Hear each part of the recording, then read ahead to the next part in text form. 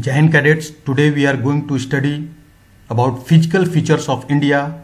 Basically, today we will be studying the Himalayan mountains and the northern plains.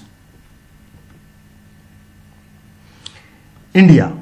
India is a vast country with varied landforms. Our country has practically all major physical features of the earth, that is mountains, which is located here in the northern side of India, plains just below the Himalayas, plains, northern plains, desert, western side, northwestern side of India, plateaus, central India, here western side of India, islands are also there in Arabian Sea and Bay of Bengal. So different physical features are found in India: mountain, plains, desert, plateaus and islands. The land of India displays great physical variations. Major physiographic divisions.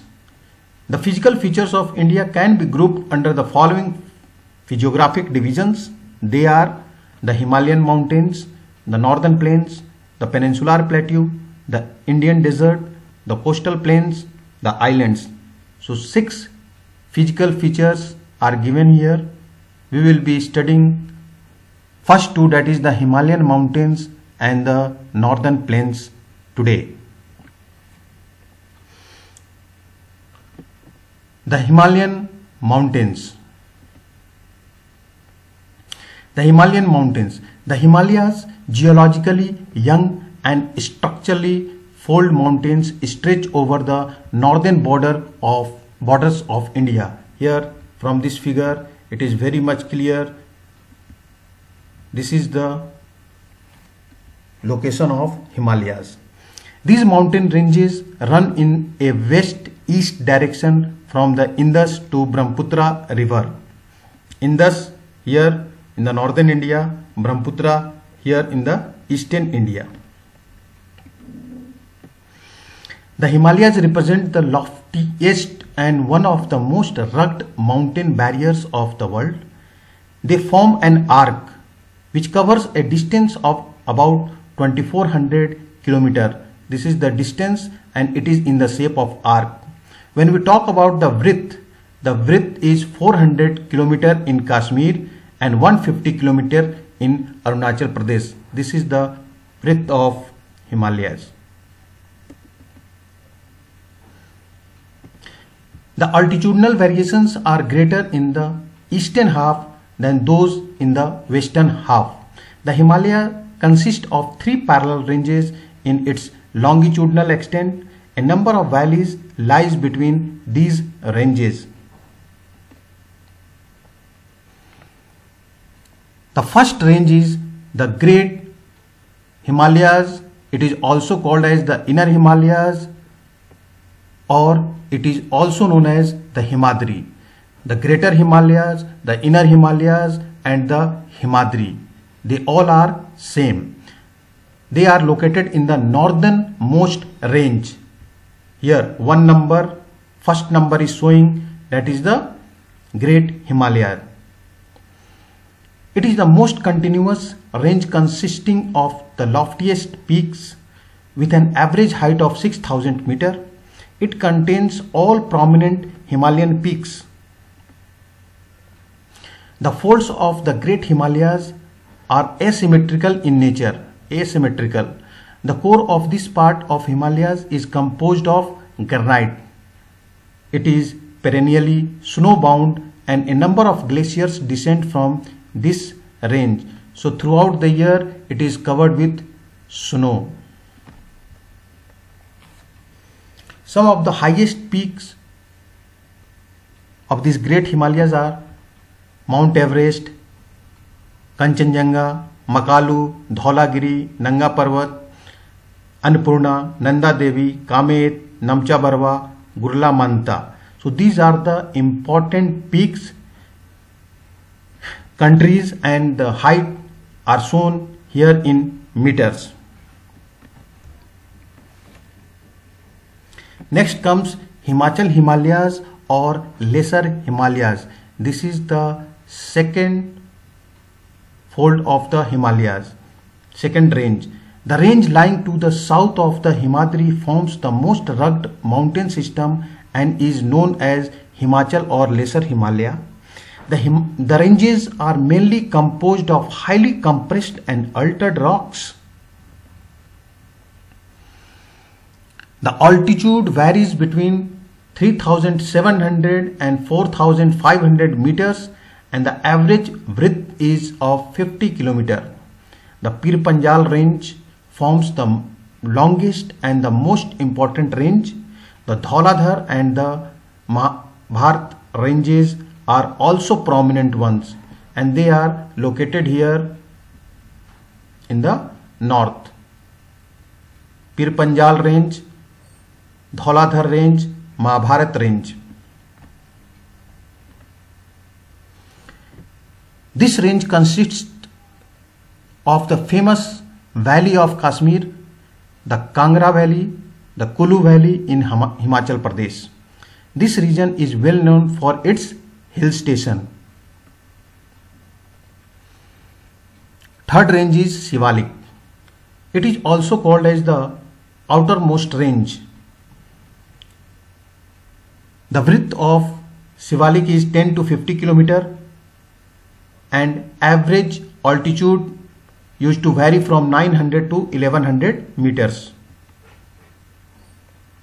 These ranges are composed of unconsolidated sediments which are brought down by the rivers from the main Himalayan ranges located further north.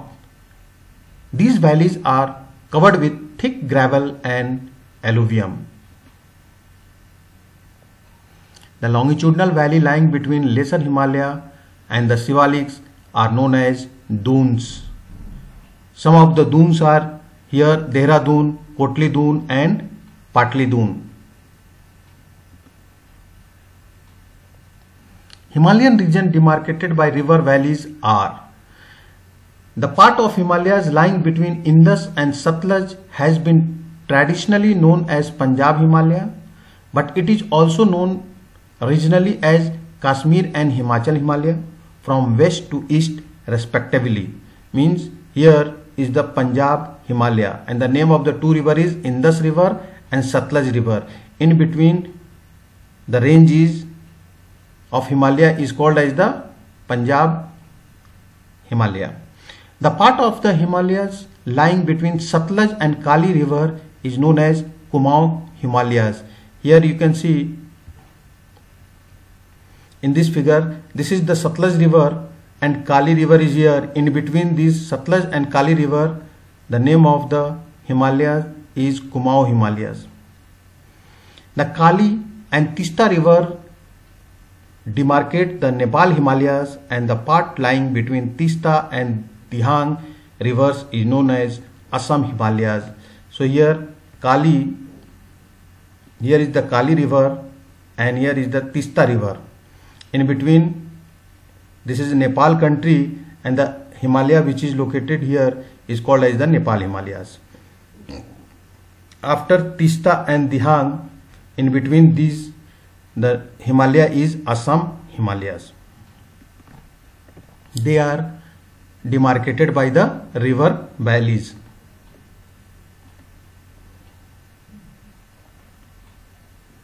Then comes the Purvanchal or the eastern hills and the mountains. The Brahmaputra mark the easternmost boundary of the Himalayas. This is the figure. This is Arunachal Pradesh, Nagaland, Manipur, Mizoram. Beyond the Dihang Gorge, the Himalayas bend sharply to the south and spread along the eastern boundary of India. These hills running through the northeastern states are mostly composed of strong sandstones which are sedimentary rocks.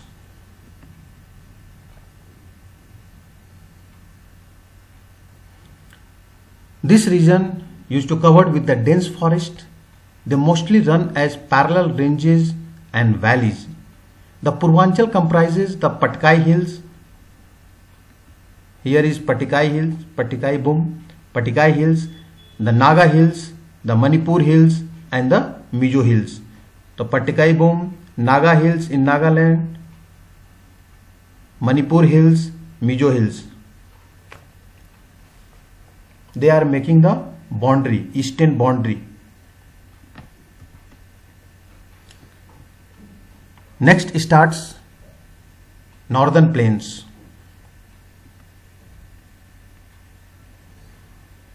The Northern Plains has been formed by the interplay of three major river systems. They are the Indus River, the Ganga River and the Brahmaputra River and their tributaries. This plain is formed of alluvial soil.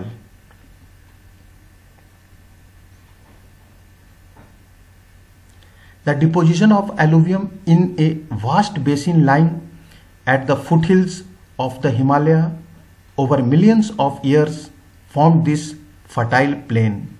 It spreads over an area of 7 lakh square kilometer, the plain being about 2400 kilometer long and 240 to 320 kilometer broad is a densely populated physiographic divisions.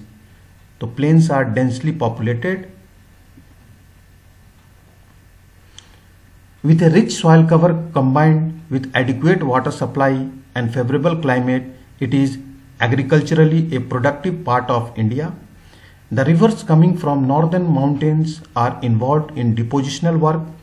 In the lower course, due to gentle slope, the velocity of the river decreases, which results in the formation of riverine islands. Now let's take one example of riverine island, Majuli. Majuli is the best example of riverine island. It is in the Brahmaputra River, which is the largest inhabited riverine island in the world. Distributaries. This is the important features found in the plains. The river in their lower course is split into numerous channels due to the deposition of silt. These channels are known as distributaries. The northern plains is broadly divided into three sections. Let's see all these three sections. The western part of the northern plain is referred to as the Punjab Plains, formed by the Indus and its tributaries. The larger part of this plain lies in Pakistan. The Indus and its tributaries, the Jhelum, the Chenab, the Ravi, the Vyas and the Satluj originate in Himalaya. This section of the plain is dominated by the Doabs. Doab means land between the two rivers.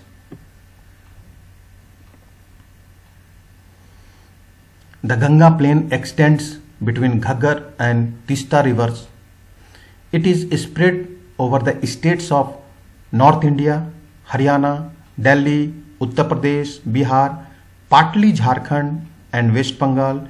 To its east, particularly in Assam, lies the Brahmaputra plains. The northern plains are generally described as flat land with no variation in its relief. Is it not true? It is not true. These vast plains also have diverse relief features. According to the variations in relief features, the northern plains can be divided into four regions. First region is Bhabar.